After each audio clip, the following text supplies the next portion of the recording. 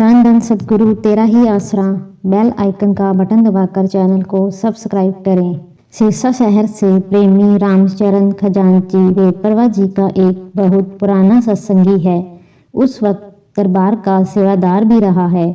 प्रेमी बेपरवा जी के एक अद्भुत प्रत्यक्ष करिश्मे का इस प्रकार वर्णन करता है। यह घटना सन 1959 की है। एक बार बेपरवा मस्ताना जी महाराज दिल्ली गए। उनके साथ लगभग 15-20 सेवादार प्रेमी भी थे। बेपरवा जी दिल्ली में अपने सेवादारों के साथ लाला रखखाराम सांगला वाले के घर पर ठहरे। रखखाराम हजूर बाबा सावन सिंह जी महाराज का सत्संगी था। बेपरवा मस्ताना जी पहले जब भी बलोचिस्तान से ब्यास आते जाते तो आमतौर पर उसके घर ही ठहरा करते थे। रखखाराम बेपरवा जी के दर्शन करके बहुत खुश हुआ। रात को बेपरवा जी ने वहां पर सत्संग लगाया। सारी रात शब्द व कवालियां आदि चलती रही। सुबह होने पर सच्चे पातशाह जी ने अपने सेवादारों के साथ कनाट पैलेस की ओर घूमने चले गए और वहां से दोपहर को वापस उनके घर आ गए। रखखाराम की पत्नी ने दोपहर का लंगर तैयार कर रखा था। बेपरवा जी के हुक्म से सभी सेवादारों ने खूब प्रेम से लंगर खाया। लंगर पानी से फारिग होने के बाद रखखाराम ने बेपरवा जी के पास अर्ज की, साईं जी आप कितने दिन यहाँ पर और ठहरेंगे? क्योंकि उन दिनों दिल्ली में आटा वगैरह राशन कार्डों पर मिलता था। इसलिए रखखाराम कहने लगा कि आप जी जितने दिन भी यहाँ ठहरेंगे उतने दिनों के लिए आरजी राशन कार्ड बनवा लेते हैं। इस पर शहंशाहों के शहंशाह मस्ताना जी महाराज ने हुक्म फरमाया, भाई राशन कार्ड नहीं बनाना, हम कल को ही चले जाएंगे। बेपरवा जी की मौत दूसरी रात भी उसी तरह रात भर मजलिस चलती रही और दिन निकलने पर अपने सेवादारों के साथ बाहर घूमने को चले गए। दोपहर तक घूमने के बाद वापस आए और पहले दिन की तरह सारी साध संगत ने लंगर खाया। इसी तरह यह प्रोग्राम करीब 20 दिन तक चलता रहा। प्रतिदिन रात भर मजलिस चलती। सुबह बेपरवा जी घूमने निकल जाते। दोपहर को वापस आकर लंगर खाकर 2 घंटे वहीं पर आराम करते।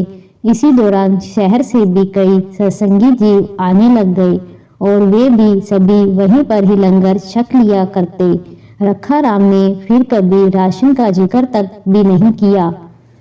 बेपरवा मस्ताना जी महाराज 20 दिन तक रखखाराम के घर पर रहने के बाद दरबार वापिस आ गए।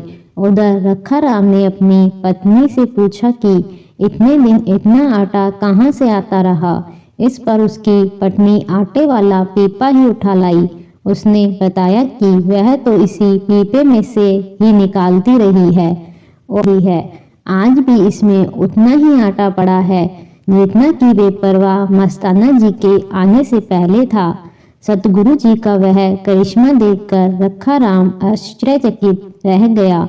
वह सोचने लगा कि बेपरवा मस्ताना जी महाराज अपने 15-20 सेवादारों के साथ उनके घर 20 दिन ठहरे और हर रोज 20-25 आदमियों का लंगर बनता रहा।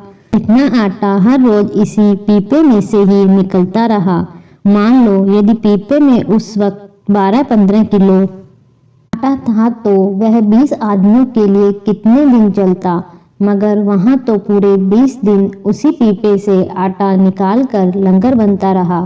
परंतु फिर भी उतने का उतना आटा पीपे में पड़ा है जितना कि पहले दिन था। जी की अपार रहमत का भेद रखखाराम ज्यादा देर तक अपने पास न रख सका, अर्थात वह बात रखखाराम हजम न कर सका। सतगुरु का वह राज उसने कई लोगों के सामने खोल दिया। फिर क्या था, वह बात धीरे धीरे बेपरवा जी के पास भी पहुंच गई। सर्वसम्मत दातार कुल मालिक बेपरवा जी ने खुशीराम को बुलाकर हुक्म फरमाया, भाई अभी इसी वक्त दिल्ली जाकर रखखाराम के घर से आटे वाला वह क्रांति पीपा लेकर वहां यमुना नदी में बहा दे। इसके साथ ही बेपरवा जी ने अपने पवित्र मुख से स्पष्ट किया, अगर सतगुरु का यह राज लाला रखखाराम किसी के सामने न खोलता तो चाहे वह सारी उम्र सारी दुनिया को भी उसी पीपे से आटा निकालकर भोजन खिलाता रहता तो भी उसमें से आटा कभी खत्म नहीं होना था। उतने का उतना ही पीपे में भरा रहता। रखाराम ने अपने मुर्शिद पर एतबार नहीं किया और दूसरों के आगे वह राज जाहिर कर दिया।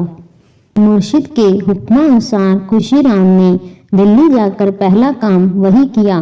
रखाराम के घर से वह आटे वाला क्रांति पीपा उनसे लेकर यमुना नदी में बहा दिया। कुल मालिक के ऐसे निराले खेलों को कोई अधिकारी जीव ही समझ सकता है। जिन जीवों को अपने मुर्शिद दातार पर पूर्ण भरोसा नहीं होता वह सतगुरु जी की रहमत को प्राप्त करने से खाली रह जाते हैं तथा बाद में सारी आयु पश्चाताप ही करते रहते हैं। धन धन सतगुरु तेरा ही आसरा।